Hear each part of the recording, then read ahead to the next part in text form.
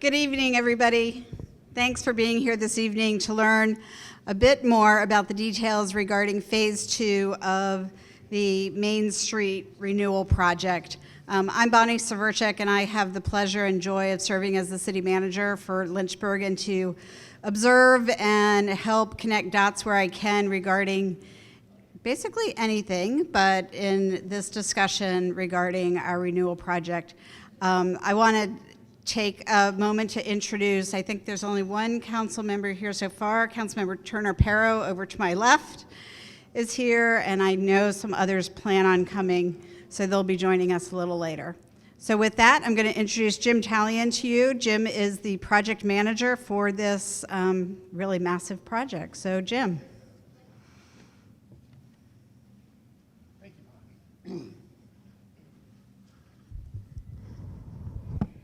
Okay, I'm Jim Talion, project manager for the Downtown Renewal Project, and many of you probably have met me before. We do have a lot to go over tonight, so I forgot to ask where the clicker is. How could I forget to ask that before I got here? Does it work? Yes. Okay, this is our agenda for this evening. And we'll move through it pretty quickly here. Okay, very briefly, I think almost every one of you probably already knows why we're here, what this project is about, but for the few of you that don't, and to remind you, is this all started with the need to replace the water lines downtown, and it expanded into replacing water or sewer, sanitary sewer, streets, curbs, sidewalks, street furniture, and landscaping, and then Appalachian Power let us know that they too needed to replace all their infrastructure downtown. So we decided to combine these two projects and work together so that we only had to disrupt our downtown one time. So that's sort of how we got here. I'm going to move right through the information that you came here to hear. First of all, an update on the loading zone program. That program basically was intended to reduce the double parking of delivery vehicles downtown, and it was instituted about 3 months ago, I think, with a passage of a change in the ordinance by City Council. It's going quite well right now. We've had very good cooperation from the delivery drivers. They are very willing to follow the rules. There's been a little more difficulty getting cooperation from the people driving regular vehicles and not clearly reading the signs when we made the change. So sometimes the delivery drivers do find private vehicles parked in the loading zones, but we're working through that process too. Overall, we're pretty pleased with the results of this program. It will continue until this project starts.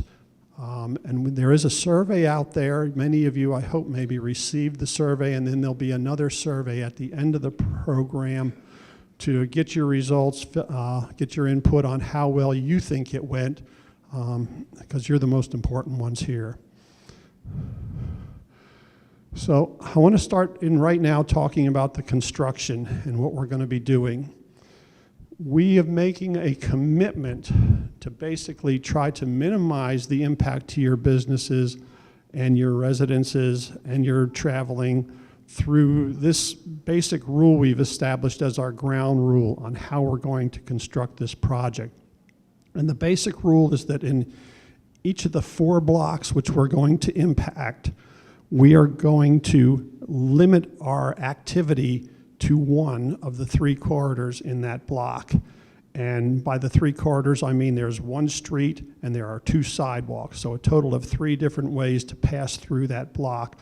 Our commitment is to only impact one of those at a time, and we have built the schedule around this. It's actually quite difficult to do. It's changing all the time, and the reason it's so difficult basically is that there are about a dozen different tasks that need to be done in each block, and each of those tasks takes a different amount of time to complete. So you really can't just step through each block piece by piece by piece, because some go faster than others, and the people that finish first need to move on to other places, and the people that are taking more time need to hang around. So it has been a challenge to come up with a schedule, and I will talk more about that schedule before I sit down. We committed to only one of these 3 corridors being interrupted at a time in a block, although it will be different from block to block. So we may be in the north sidewalk in one block, the south sidewalk in another block, in the street in another block, and there will be times when all 4 blocks are involved. For the most part, it's usually about 2 or 3 blocks at a time that'll be involved, but there will be times when all 4 of them are involved. So when we are working in the street, when we're working in that center corridor, our commitment is to keep the 2 sidewalks on either side of the street open, free to pedestrian traffic, but there will be no parking in that block when we're working in the street. But we will maintain access to the parking lots or the parking decks. Each of the 4 blocks, where I didn't particularly mention the scope of the project, which is from 8th to 12th Street. But in each of those 4 blocks, there is a parking lot or a parking garage or some facility that vehicles have to get to. So when we are in that block working and we have that block closed to through traffic, we will provide access to that parking facility during that time. And this sort of shows it in plan view how that, a typical scenario of how that might work. The block, the blue shading, the blue striping represents the construction area where it is closed to all vehicular traffic, but we will provide a path through that area to gain access to the parking facility. Now that will be 2-way access so that people will come and go most likely from the same direction. And that will switch as the project progresses. So this shows in particular this area where traffic is accessing from the right side of the street into and out of the parking facility. As construction moves to that end of the block, we will switch the access to the left side of the street. So if that's, say, 11th Street on the right and 10th Street on the left, you will have, that will switch over the course of the project. And there may be times when we use both blocks and Main Street returns to its traditional one-way configuration, and it's one way in and one way out. But for the most part, it's going to be from one end or the other, because obviously, does this have a pointer in it? I'm not seeing a pointer.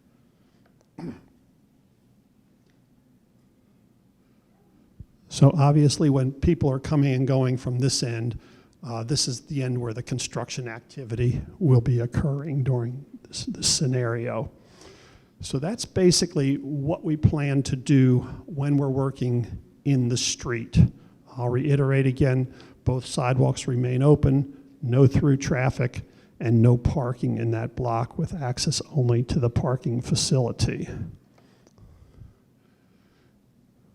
So when we work in a sidewalk, when we have one of the sidewalks tied up, it's actually going to tie up a little bit more than just the sidewalk. It will tie up the sidewalk and the parking lane, but we basically will have the sidewalk on the opposite side of the street will remain open. There will be one lane of through traffic in that block. There will be a construction zone, of course, where in the sidewalk and the parking lane on that side of the street. And then we'll provide some sort of pedestrian corridor, basically out in what is the street, so that pedestrians walking on that side of the street can make their way around the site and gain access to the buildings on that side of the street. So this is that scenario again in plan view. So we're working in this sidewalk, and the work zone, the blue, extends out into the street to some degree. We provide a pedestrian corridor down somewhere near the middle of the street, maybe little to one side or the other, and then maintain one lane of vehicular traffic through that area. There will be access to every business that needs it provided, and also access to the parking garage.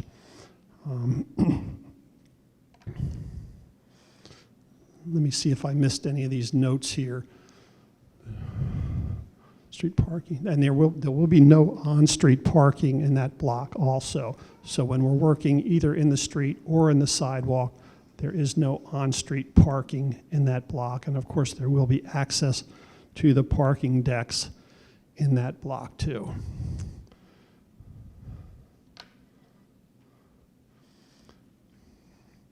So let me summarize the parking scenarios again for you briefly. So when we're in a street or a sidewalk work scenario, there's no parking in that block. When a street or sidewalk is closed, there will be access to the parking decks, and I have that bullet there that says at almost all times, and the word almost is there basically because there will be some brief periods of time when we're excavating right in front of the entrance to that parking deck, when we will have to have some closure of that facility. That time period, it will be measured as a number of days. I can't say exactly how many days, but it's not measured in months or years. We may be able to configure that so the days occur on a weekend, but I can't guarantee that. But it will be a very minimal amount of time compared to the rest of the project, but I can't absolutely say that we'll always be there. Almost always is the best we can say there. We did say that access would switch from one end of the block to the other, and as you go to your block meetings, which Heather will talk about a little later in the presentation, we will keep you informed as to when those switches are going to occur. Also, there will be some parking accommodations at the Midtown deck. We have not figured out the total logistics of that, but there will be some reduction in parking fees there to enable that to just provide a parking amenity, because we realize we are, of course, taking away a lot of parking with the project during the process. So there will be some sort of accommodations, and more information about that will be following soon. Deliveries and trash collection will certainly be maintained at all times. Usually this will occur at the corners, at the intersections, but that will vary tremendously throughout the project as the construction zones move around on Main Street. And again, the details will be provided at the quarterly block meetings. Emergency services will always be provided. I just want to mention too that that's something we always do. All our construction projects, we're in contact with LINCOM, the 911 center, on a regular basis to inform them where we have activity and where we're blocking traffic. That's not unique to this project, but just wanted to mention that that will go on as it usually does. The GLT bus service will generally be relocated to Commerce Street. We realize that's going to put a burden, significant burden on some folks, and we're going to work to do what we can to mitigate that burden. But in general, there will certainly be many periods of time when a bus physically cannot go down Main Street. And so in general, the rule will be that the bus service will be relocated to Commerce Street. So the construction activity forecast, when are we going to be where? Is a question we've been asked a lot over the past few weeks, months, and we have really struggled with this.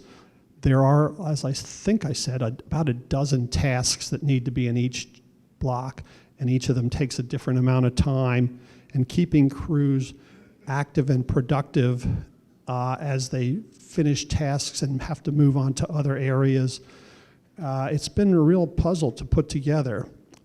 We think we have the best version possible of that puzzle at this point in time, but I want to emphasize that last bullet. This will change.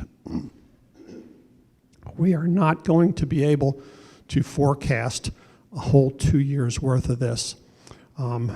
During the block meetings, we will talk about an upcoming view of the next 3 months, and we will talk a little bit about the next 3 months here tonight as the first iteration of that.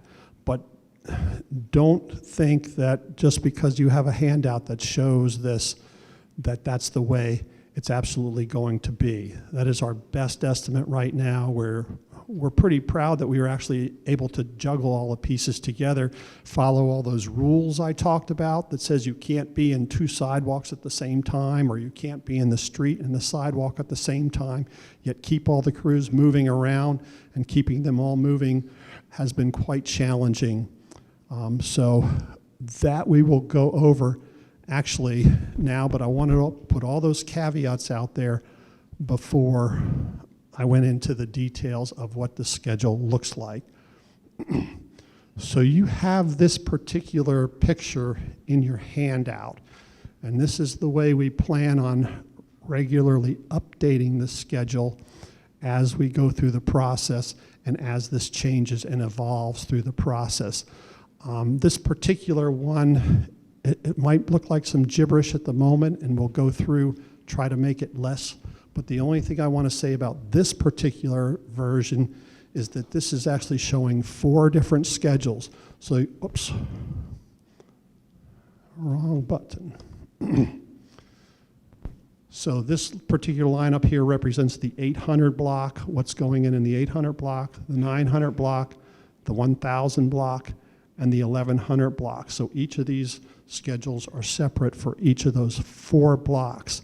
In order to explain to you what all these colors mean, I'm going to focus on the 1000 block right here, this particular schedule. And basically what this is, taking that and blowing that up so you just see 1 block's worth, so we can talk about what does this mean, how do you interpret this. Hopefully you can see across the top of the graph is a timeline representing the project beginning on September 16th. This timeline actually ends after about 16 months, and we have previously stated the project was going to take from 24 to 27 months, which is still the case. There are lots of activities that go on that will not necessarily be blocking the sidewalks or blocking the streets. So this schedule is only intended to show you those activities that are physically impeding progress. So don't look at this and say, oh, it's only going to last 16 months, because this is only 1 block, and this is not all of the work activities. It's only the ones that impact your traveling needs.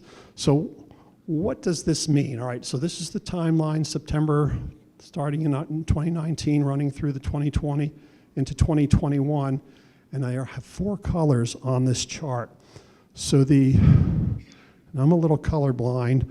This is supposed to be green. I think that's green. So the green starting on September 16th in the 1000 block represents, as is indicated down here in the legend, that we're going to start on the south side sidewalk in the 1000 block. That lasts for about 4 weeks. Each of these boxes represents 1 week of time. So this activity in the south side sidewalk lasts for about 4 weeks. And when that's over, the activity switches to the north side sidewalk, which is what the blue bars represent. That lasts for about another 4 weeks. Hopefully you can see the 4 boxes there. Then there's a period of a couple months when there's no activity in that block. And this will happen in various blocks frequently throughout the project also. Then around the first of the year, the gray areas basically represent activity in one of the intersections. And while we will not be actively working in the 1000 block at that time, the fact that we're because it's a one-way street, in either intersection at the end of that block, you either can't get into that block with a vehicle or you can't get out of that block. So there can be no traffic flowing through the block when we're working in that intersection.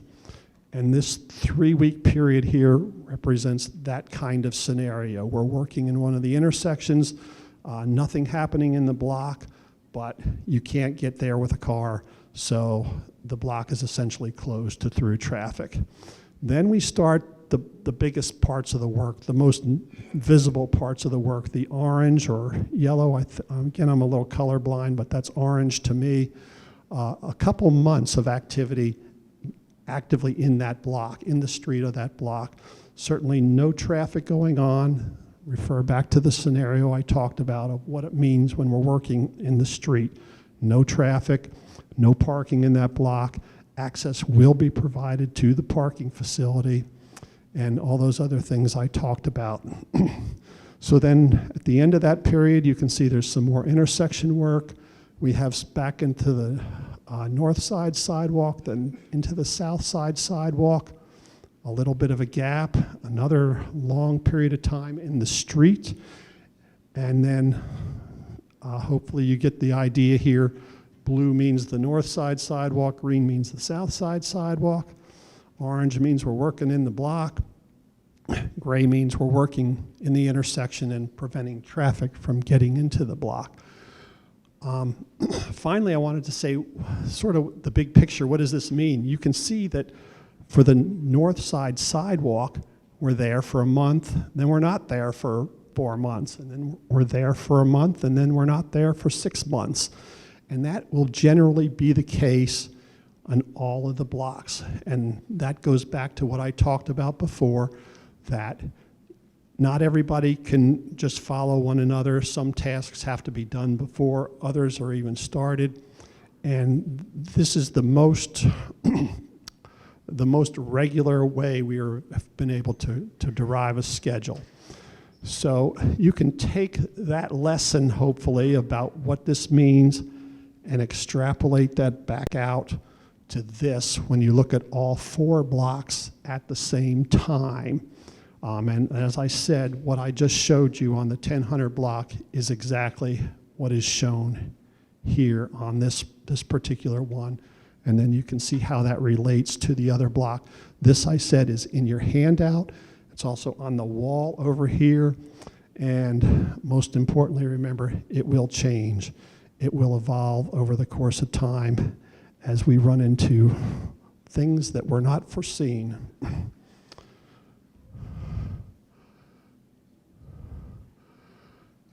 I now need to introduce Clu Pettigen. Clu is the project manager for English Construction, our construction manager, and Clu will talk about the same thing, basically, only from a very different perspective. So, thank you, Jim.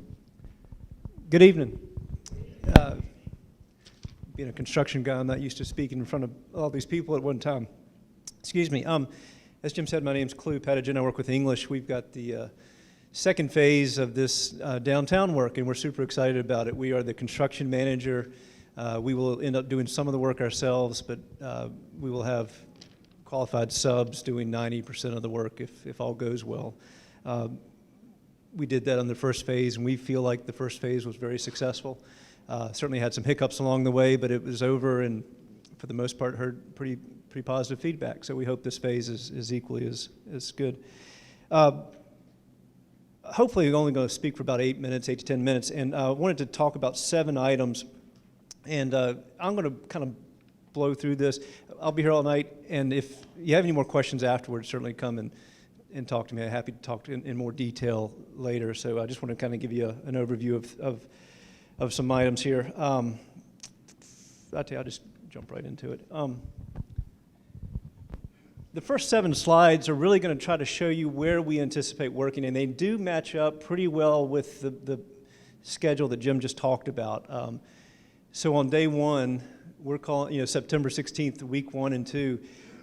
The red area is where we're going to start the project. In the 800 block, we're going to close the entire block to traffic. Both sides of the sidewalk will be open, as Jim said, living up to those rules. And we're also going to be in the south sidewalk in the 1000 block.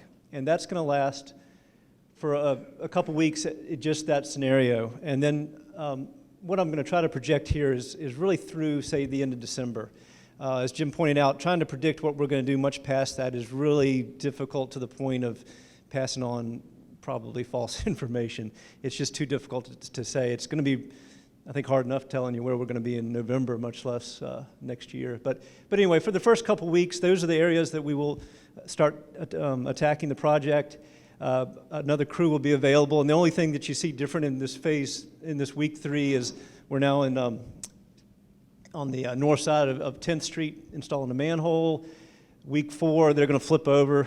And if you notice, still in week 4, we're still in the 800 block and the 1000 block in the same areas. We're not really moving in those first 4 weeks. Week 5, we switch on the sidewalks in the 1000 block. Again, I'm moving through this pretty quickly, but just kind of giving you a feel for kind of the dynamic nature of the project. Week 9, approximately, we will start to pretty significantly impact the street and the drive-through situation. We'll be in the 800 block and the 900 block with the street closures. 9th Street will be wide open, 8th Street wide open, 10th Street wide open, but the 2 blocks will be closed to traffic at that point. And weeks 10 through 12, just a few more dynamic situations. And that's where we'll try to be. If you notice, we're going to hit all 4 blocks by the first of the year. Nobody's going to be immune to it for that long, unfortunately. We don't talk about the 10th Street work very much. First of all, there are not as many people on 10th Street, but it's going to be our location to go when we have a problem and we don't know what to do. We are going to save it for last if possible, but if we run into things that we don't know what to do, run into an unknown gas line, we run into fiber optic that we didn't know was downtown, and we've got a crew sitting, that's a bad situation. And 10th Street will be where we go when we don't know what else to do. So we're kind of leaving that to the end. It's kind of minimal traffic impact. We're not trying to ignore it, but it's not as critical as all of Main Street here. Real quick on the master detour plan, we will have in the block meetings a better detailed description of traffic control per block, but just the overall master detour. If there are 2 corridors coming down to Main Street, one from 12th, and if you're coming down 12th going to Main, we're going to detour you at Clay Street and go all the way over to 5th and come down 5th, and then if you wanted to get on Commerce and come back, and then you can pop up onto Main at different locations. And that's how the master detour plan will be for those coming down 12th Street. If you're coming up Main Street, say from 13th and the Expressway, we're going to detour you right onto Commerce here and get you over to 12th and pass through. And again, you can pop up onto Main if you want to go to the Academy and Holiday Inn and all those places on Main Street, but you'll do that via Commerce. Planned interruptions. We are planning on interrupting services for water and power. Shouldn't interrupt anything with sanitary, storm, gas, telephone, all those others. We're not planning on doing those sorts of things. But the water and power, we will communicate well in advance, but we're going to try to give you a week's notice of the exact time we'd like to do it. APCO has committed to giving that 1 week's notice as well. We will actually be talking to you well in advance, but as far as pointing to a period of time, but try to give you a week on the exact time frame. AEP said, or APCO, excuse me, it will have 2 planned outages at every location. We will probably have the same for the water as well as we convert mains over and then your individual services. If for some reason those services are affected after hours and you can't get us or there seems to be an emergency, these numbers are going to be posted all over the place, but water, this is the city site here, our city phone number, and APCO has their 800 number if you want to report a problem after hours or can't get us while we're working. We are going to use 6-foot-tall, it's not chain link, but a wire mesh fencing around all of the construction areas, and that is for the construction crew safety as well as the public. We do ask that you don't move any of those things. Don't try to cut mid-block. We are going to try to make this as clearly marked and identified as possible, but we are going to put fencing up. We didn't really do this on phase one. This is something that we feel like, given the density of this part of downtown, it'll be much more useful and much safer for everybody. We're going to use more than just the fencing, of course, cones, barricades, and all those other items, but we do ask that you use them and not move them around. I'm certainly not going to read all these items. This is the scope of work that we're trying to do. Sorry, I had a couple of notes that I wanted to talk about. We have at least 8 major activities, and these are some of the quantities of what's going on. And trying to predict how long each one of these tasks will take is sort of almost impossible. And we will, I hope we do a great job of communicating with you what our plans are for the next several weeks to maybe a couple months. I feel like we're dodging a question when we don't give you the whole project schedule, but we think it's really not practical, but we want to do a very good job of communicating 3 and 4 weeks out. And because of all this different activities, it'll be easier to predict 3 or 4 weeks out versus 4 or 5 months out. Just as a quick overview, just kind of show you that this is all the underground work here. So that's the job. So we've got water mains everywhere on the project. We'll have water services to everybody gets a brand new water service. We'll have new fire hydrants. We've got new fire lines to all the buildings that have sprinklers. We've got sanitary and storm going in several places, I think 14 of those locations. APCO is going to completely redo their entire infrastructure, which you see in orange up there. They'll also have services to every building. We will have fiber optic and electrical conduits running up both sides of the road. And on top of that, we'll put in brand new light poles, which are depicted in the purple circles here. So all that is happening underground, and we haven't even started to talk about the sidewalks, driveway entrances, curb and gutter, and street demos. So there's a fair amount of work that has to happen before all that goes on. And it gets pretty congested. Just trying to overlay these lines on top of each other kind of gives you the sense of how congested it is. And this is the new work, not to mention what's already out there underground. I'm going to click through these pretty quickly as well. These are pictures from phase one, just some of the challenges, excuse me, that the crews had to deal with. This one had a sewer lateral going in, some conduit work, water line work, trying to run a service over to one of the buildings.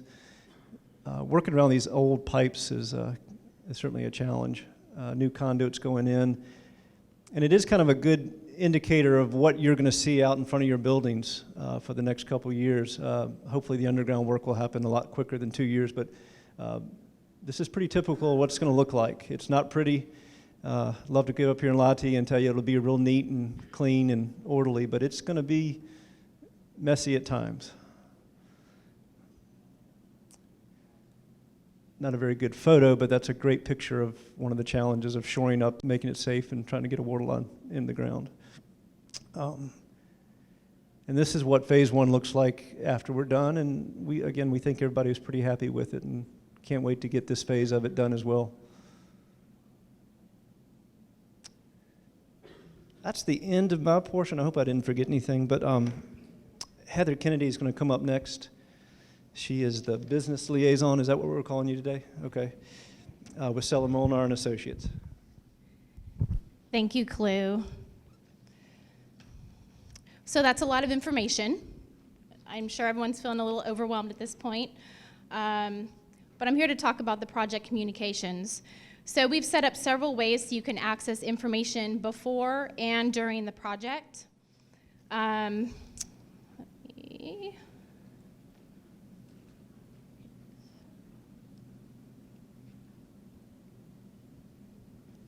So first of all, we have a website specifically dedicated to this project. It is the renewlyh.com website. It will be updated regularly. For example, I will be posting this PowerPoint presentation on the website tomorrow, so you'll have access to the slides. We also have actually currently a newsletter dedicated to the project that will be sent out bi-weekly. Bi-weekly will give you a 2-week look ahead as to what to expect during the project. Please make sure I have your correct email. If you have not been receiving email blasts from me over the last several months, we have a communication problem. I want to make sure that I'm giving you everything that you guys need in a timely manner. So if you have not received emails or you don't receive emails, I know there are a couple of businesses or residents who don't subscribe to email, and that's fine. I don't mind dropping stuff off or at least having my door open so that you can come pick stuff up on a regular basis. If I don't have your email, then please see me after and make sure that we sign up and we get all, I'll give you my business card and we'll make sure that we have each other's contact information. So you will have an in-person public business liaison, which is myself. I'm Heather Kennedy. I work for the firm Stella Molnar & Associates. I will be meeting with you on a regular basis. Make sure that your business needs are met, your concerns are addressed, all in a very timely manner. My office is located on 9th Street, just outside the project area between Main and Church. And I will be your business liaison, your point of contact, if it will, for the project. Please make sure that any of your inquiries about the project go through me. I will be working with the project managers and I will be getting you answers. The reason we're doing this is that we're streamlining the process to make sure that you have one point of contact. And we want to make sure that you get the correct information. The block meetings. So we've talked a little bit about this tonight. The block meetings are quarterly. The first set of block meetings have been scheduled for August 20th and 21st, which is next Tuesday and Wednesday. If you did not receive an email invite for the block meetings, please see me after and I will give you a flyer with the schedule. They look like this. I did send out e-blast last week, but again, if you did not receive one, then I have brought hard copies. So why are we doing block meetings? The block meetings will be held so you can learn about project timelines, impacts, and details as it pertains to the individual blocks. Each individual block has some unique challenges, and we want to make sure that we are identifying them and directly interfacing with the people who are affected. If you are unable to attend your block's meeting, you're welcome to attend any of the others. But please see me afterwards because I want to make sure that you're getting the information that's pertinent to where you live or where your business is currently. So these meetings are held for businesses, staff, residents, and property owners within the project area. So these are very intimate one-on-one conversations between the folks that are in the project area and the project team. And the next quarterly block meeting will be scheduled for mid-November.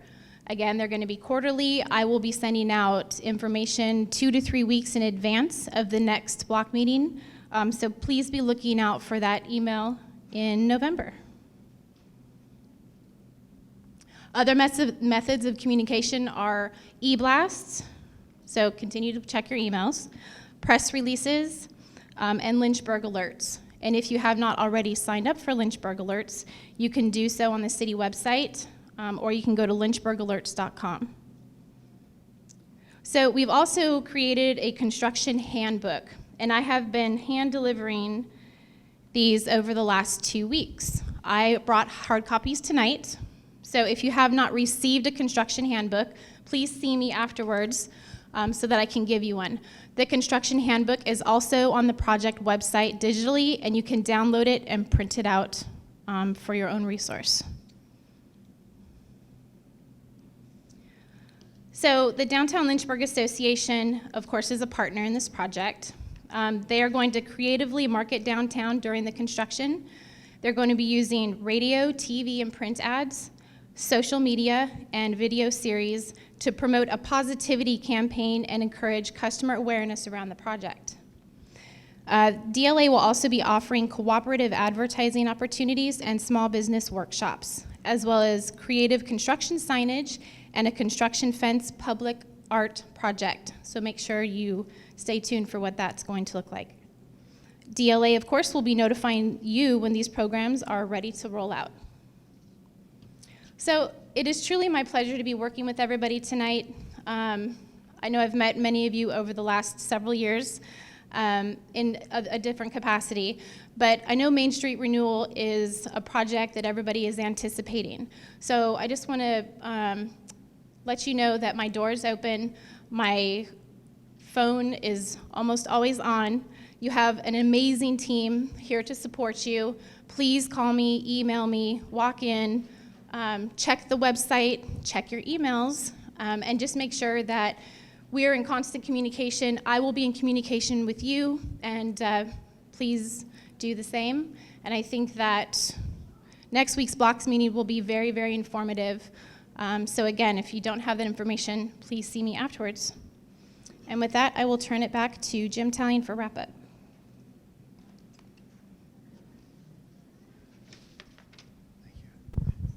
Thank you, Heather. When Bonnie opened the meeting, she mentioned that Councilmember Pero was in attendance. I believe since then that our Mayor, Trinae Tweeney, has arrived, and that Vice Mayor Dolan is also here, and Councilman Wilder's here also. Okay. Is there anyone else that has arrived, any of our elected officials? Would any of you like to come up and say anything to address the group? Do you have something to say? Sure.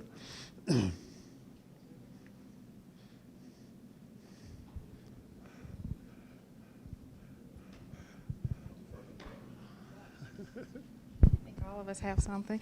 Thank you all for being here this evening. I know we just wanted to come hear what you hear, and we appreciate your patience in this project. We know it impacts businesses, it impacts folks living downtown, and so it's a necessary evil, if you will. We got to do it. And so we are appreciative that you're patient with us. Please utilize all the resources that people have and have talked to you about. Heather is a great resource and contact, and just make sure you read everything she sends out, ask all of the questions, because they really want to hear from you and how you're impacted and how to help ease the burden a little bit on during this time frame. So thank you for coming out, and I will defer to Vice Mayor Dolan. Thank you very much. And I also want to extend my thanks to you for coming out and hearing all about this project. I'm so happy to see that we have like one point person to contact in Heather. I think that is going to be really important and going forward. And you also have our entire city council, so if Heather isn't getting it done for you, we get emails and texts and phone calls all the time, and we're happy to help you in any way that we can. So I hope that everything goes smoothly, and we're all excited about this project, and thank you so much for your patience.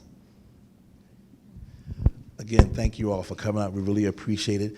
Thank the city staff and all the workers that came out and explained the project. Again, communication is going to be so crucial. So whatever we can do as city council members or myself, whatever we can do to help the businesses and the citizens that live downtown, whatever we can do to help alleviate some of the challenges, please let us know. Again, as the mayor said, we do get several emails. We just finished a project on 5th Street, and we work with several businesses there during the time of their construction. So we've had some experience in working with situations, and then also alleviating, make sure that persons know about businesses and how things are rerouted and the concerns of the businesses, so we're meeting the needs of our businesses downtown. So however we can assist you during this transition period, please let us know. And thank you again for coming out. We appreciate it.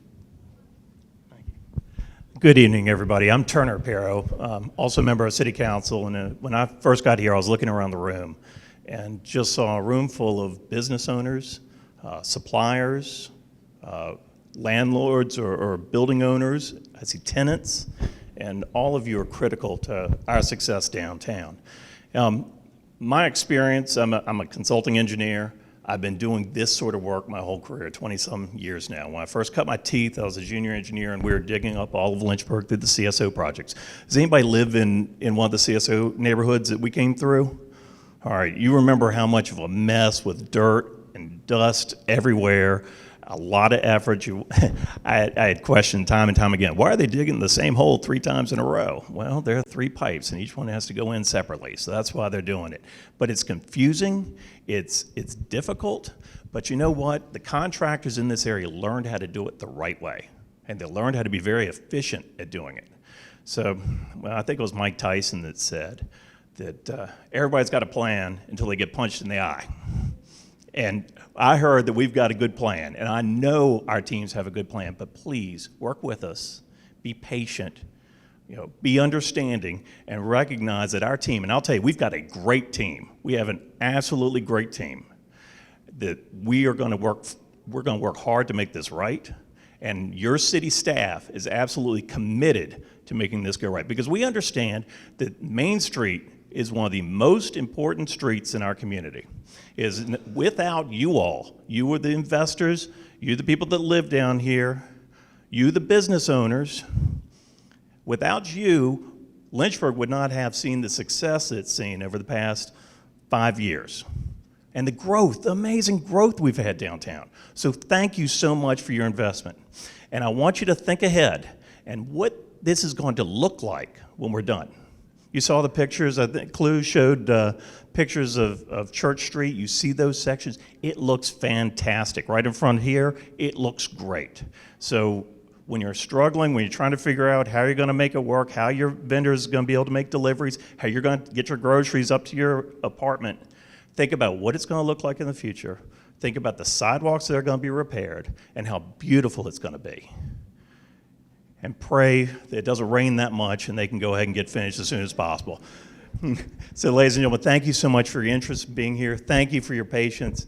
And I'm looking forward to getting this done. I know they're going to do a great job. Thanks, Jim. Thank you, Madam Mayor, Madam Vice Mayor, council members. We are going to break up here in a few minutes for questions. I wanted to introduce the team. Both Heather and I think Councilmember Perro mentioned the team as a whole, and I think I mentioned this last time we got together, but the core of the team that is working on this project is the exact same team that built Phase 1, the 3 blocks of Main and the 3 blocks of Church Street. And so that doesn't happen very often in the construction business, where you get to put together a team that learns to work with each other, and then they get to do it again, because usually people are coming and going all the time. So I want to reiterate that we sort of know what we're doing. So to introduce everybody else, Cherie Taylor is not here. I think she's out with her children on the last week before school starts. Is Seth here? I didn't see Seth here. Clue, you already met. Clue's right here. Anthony Gooding is not here. Heather, you already met. Ray Matherly is with, Ray, you want to raise your hand back there? Ray Matherly is with Appalachian Power, and he has come into Lynchburg for the duration of this project and has been our primary liaison to work this cooperative effort. We haven't talked as much tonight about the cooperative effort between the City of Lynchburg and Appalachian Power, but having both of us out there in Main Street at the same time is a whole nother level of complication that we have worked our way through very, very well, and we expect to work together as a team as Ray joins our team. Tim Williams, also next to Ray, came in from Ohio. He's from Appalachian Power's headquarters out in Ohio. Tom Woodford from Appalachian Power locally is here. Kevin Williams from WRA, and we have a few other folks from WRA here. Also, I see Rodney Hill standing next to him, and I think Brendan is here somewhere also. There he is over here. Kristen Williams from LPDA is here in the second row. Kristen is the landscape architect that did all the things that are going to look pretty. The pipes and stuff she doesn't have to worry about, but it's the stuff that you'll get to see that she did. So that's basically the team. We're going to break up now. We're going to end the group gathering here. We've given you a lot of information. I'm sure you have a lot of questions. Find one of those people and ask them whatever you want. We'll all stay here as long as we need to until every question is asked. So I think I'm going to make sure I don't have another slide. No, I don't. So thank you all very much for coming and hit us with questions. We're looking forward to it. So thanks.